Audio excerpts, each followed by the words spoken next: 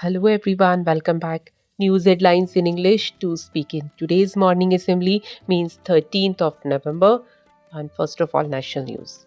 Tuberculosis cases dropped by 21% in India, outpasses global decline, WHO report. SEBI panel proposed reforms to ensure brass does not have conflict of interest. US dispatch world's largest courier after Venezuela's massive deployment.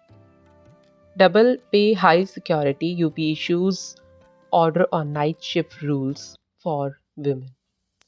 In Bihar's record voter turnout, there is a warning from history for NDA. RNAW Chief Parag Jain got additional charge as Secretary, Cabinet Secretariat. It's more than tech glitch. Air traffic controllers on Delhi airport chows. Naoma Air Base near China border operationalized. Air Force Chief landed aboard C-130J.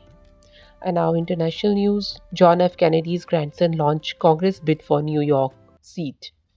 600 Paramount Skydance employees quit after CEO enforced strict return to office rule. Israeli officials discussed use of human shields in Gaza. US intelligence.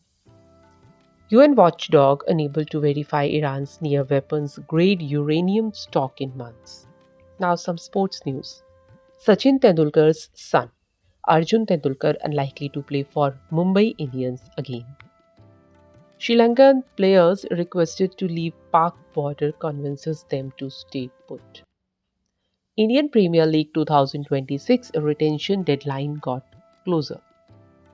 Pragnananda Erigesi Harikrishna to fight in tie-break in round 4 of Chess World Cup. Rohit Sharma goes extra mile after BCCI issued new 2027 World Cup ultimatum, a report said. News related to business. New York will turn into Mumbai. Real estate billionaire on Mamdani's win. Travelers flying out of Singapore to be charged green fuel levy from next year. And that's all in news. Thank you.